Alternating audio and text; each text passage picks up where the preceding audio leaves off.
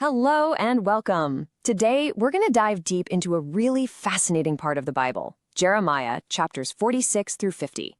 This is where the prophet's camera lens, you could say, zooms out from Judah and focuses on the great superpowers of the ancient world, delivering these incredible prophecies about their destiny. So, here's our roadmap. We're going to walk through these prophecies just as they appear in the book. We'll kick things off with the regional giant, Egypt. Then we'll look at its neighbors, Philistia and Moab. After that, we'll see a whole series of judgments on some smaller nations, all building up to the huge finale, the prophecy against the mighty empire of Babylon itself. All right, first up, the titan of the ancient world, Egypt. And what's so powerful about this prophecy in chapter 46 is that it's not some vague, fuzzy prediction. No, it is tied to a very real, history-changing event. The chapter just explodes right out of the gate with this incredible energy. It paints such a vivid picture of the Egyptian war machine getting ready for a fight. You can almost hear the clatter of armor and the shouting of commands. This is not a weak, scared army. This is a confident, powerful force, totally sure they're about to score another big win. And this right here, this is the key. This prophecy is anchored to a real moment in history, the Battle of Carchemish. This was an absolute game changer. It's where the rising star of Babylon, led by Nebuchadnezzar, just completely shattered the Egyptian army. This one battle literally redrew the map and set up a new superpower. So the big question is, why did this happen? Why did this seemingly invincible empire crumble? Well, Jeremiah lays out the charges, and they're pretty clear. First, Egypt was filled with this arrogant pride. It saw itself as a force of nature, like a flood that could just swallow the whole earth. They put all their trust in their military might, their chariots, their horses, their hired guns.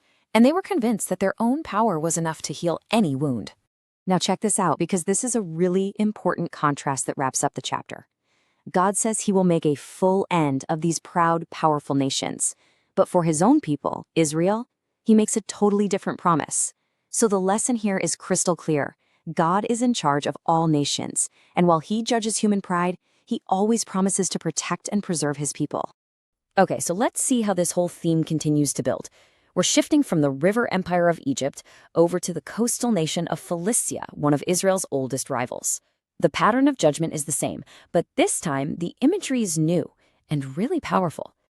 And you gotta appreciate the irony here, right? Egypt's pride was described as a rising flood, but God says an actual destructive flood is coming for Philistia. It's this amazing metaphor for a military invasion that is just completely overwhelming and can't be stopped. So where is this devastating flood coming from? Well, there's no mystery here at all. The waters from the north is a dead giveaway. It's a direct reference to the new superpower we just saw crush Egypt, Babylon. Their army is about to come sweeping down the coastline. For the Philistines, the big takeaway here is the absolute certainty of their doom.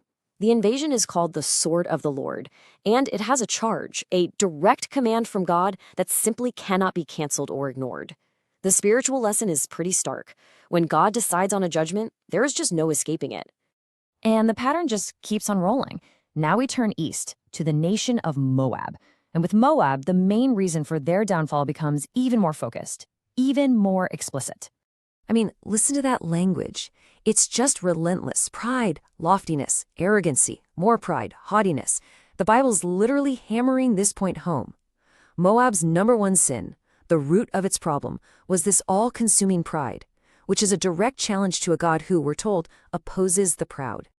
So where did all this pride come from? Well, the prophecy breaks it down for us. Moab had been stable and secure for a long, long time. It trusted in its wealth, in its own achievements, and it put its faith in its national god, Chemosh, who the prophet says is about to be totally humiliated and dragged into captivity right alongside his own people. And wow, the image used to describe the judgment is just devastating. All of Moab's pride, all its wealth and security, it all becomes meaningless. God says he will shatter the nation like a cheap, unwanted piece of pottery. But then, just when you think it's all over, we get this surprising twist. After 46 verses of nonstop destruction, the chapter ends with this little glimmer of hope. It's a merciful promise from God that one day, in the future, he'll restore Moab. It's a little reminder that his plans often go way beyond just judgment. Okay, so if you thought we were moving fast before, buckle up. Chapter 49 picks up the pace dramatically. It's like this rapid-fire tour of all the smaller nations around Israel, showing that absolutely no one is outside of God's authority. You can see the pattern so clearly in this list. Ammon is judged for its greed and pride.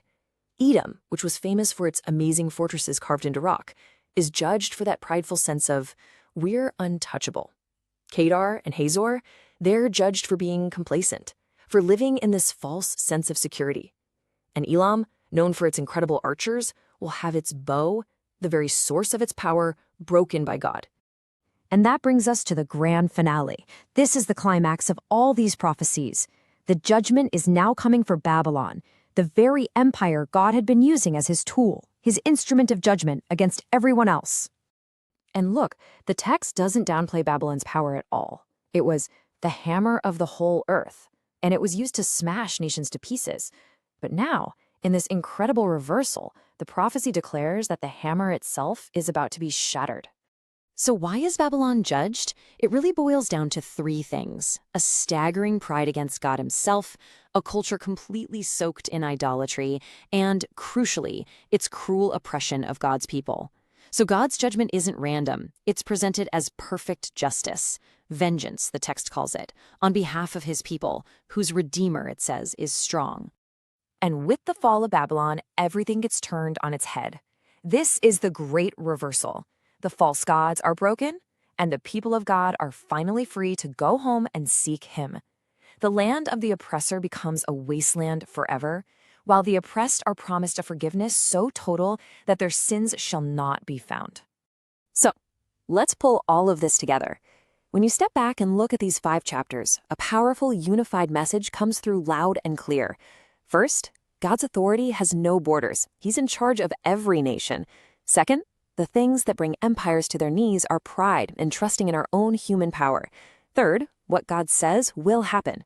And finally, and this is so important, even in the middle of all this judgment, God's ultimate plan is always one of hope and restoration for his people.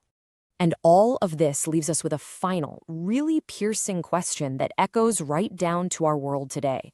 As we watch the hammers of our own time, the great powers, the economies, rise and fall, these ancient words force us to ask ourselves, if every earthly power is temporary, if all human strength eventually fails, where in the world do we find real, true, lasting security?